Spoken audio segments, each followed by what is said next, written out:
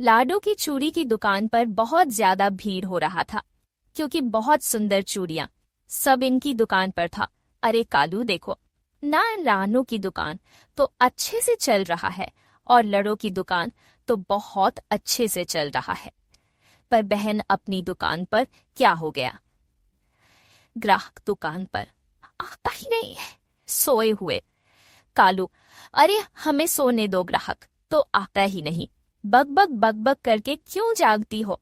ए कालू जी, मैं लाडो की चोरी की दुकान से आई हूँ, देखकर हाँ, तू जा हमें सोने दे। वहां से कालू की बीवी लाडो की दुकान की ओर चल पड़ा जाते जाते।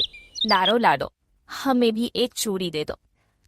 नो ना ये, पर मेरे पास रुपया तो है ही नहीं, दे दूंगा। यह बोलकर कालू की बीवी वहां से चूड़ियां लेकर के अपने घर पहुंच गया। चूड़ियां को पटक कर फोड़ दिया। कालू जी देखो ना, ये चूड़ियां फोड़ दिया। अरे तूने चूड़ियां क्यों फोड़ दिया? चुप ही रहिए तो सही, मैं जो कर रहा हूँ मुझे करने दो।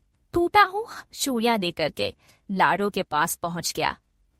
अरे लड़ो बहन, तूने तो हमें टूटी हुई चूड़ियां दे दिया। ये चूड़ियां दिया था, आपसे ही टूटा होगा कहीं पर। देख लाडो, मेरे मुंह मत लगाओ, तू अपना चूड़ियां ले, मैं इनका रुपए देने वाला नहीं हूँ। इतने में कालू भी वहां पहुंच गया। कालू भैया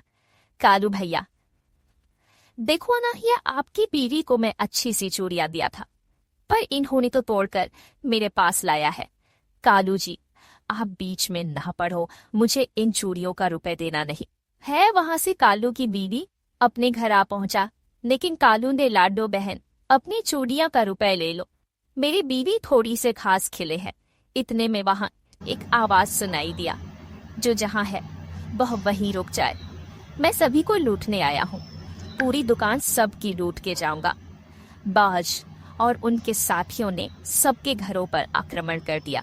कालू जी, करना पड़ेगा, रोज रोज दूसरे कोई हमारा धन लूट के चला जाता है। बाज और उनके साथियों ने मिलकर पूरी बाजार को लूट पाट कर आतंक मचा दिया।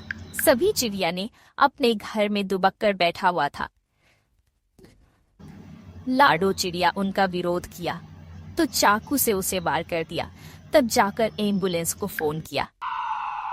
एम्बुलेंस का है सर।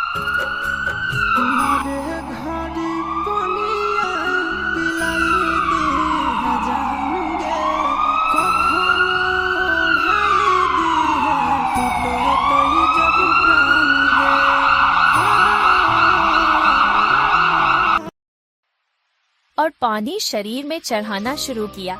इतने में कौवा भैया वहां आ पहुंचा। अरे लाडू बहन, कैसी हो? अभी तो ठीक हो कौवा भैया? लाडो बहन को पानी चल रहा था, बहुत मायूस थी। उनका दुकान भी टूट गया और अस्पताल में भी भर्ती हो गया। कौवा बहुत अफसोस आया। थोड़ी ही देर में दिया बोला, इसे समय समय पर खाना। लाडो घर पहुंच गया। सभी में बैठकर एक झूठ बनाया। किस तरह इस बात चिड़िया से लड़ना है, अपना सबों की बात तो है ही नहीं। कौवा भैया ने बताया कि मेरा एक दोस्त लोमड़ी पास की ही जंगल में रहता है, जाओ ना उन्हीं से सलाह लिया जाए। चालबाज चल से कैसे छुटकारा पाऊं? कौवा और लाडो लोमड़ी के पास जा पहुंचा। अरे लोमड़ी बहन, आपसे मुझे कुछ काम है। उन्होंने पूरी बात लोमड़ी को सुनाया। लोमड़ी ने सलाह दिया। उनकी सलाह देकर कि सभी चिड़िया के बीच में कौवा भैया ने सुनाया। सभी चिड़िया को उनकी सलाह अच्छा लगा। अब इसको अमल करना था। इस शहर का राजा की बीवियां पास की नदी में स्नान कर रही। अंगरक्षक भी था और महारानी अपनी वस्त्र और आभूषण को निकाल कर रख दिया था। कौवा ने उनमें से एक आभूषण लेकर महारानी के सामने आकर कौन कौन करने लगा। सबकी नजर कौवा पर पड़ा। महारानी का अंगरक्षक ने कौवा का पीछा किया, जाते जल के घर पर गिरा दिया और वहां से भाग निकला। महारानी की अंगरक्षक ने उसे चल की घर को तोड़कर उनमें चल का बच्चा था जिन्हें मार दिया। यह सब देख चल ने अंगरक्षक पर आक्रमण किया। अंगरक्षक ने चल को भी भला भोंक दिया और अपना सामान देकर चला गया। जैसी करनी वैसी भरनी।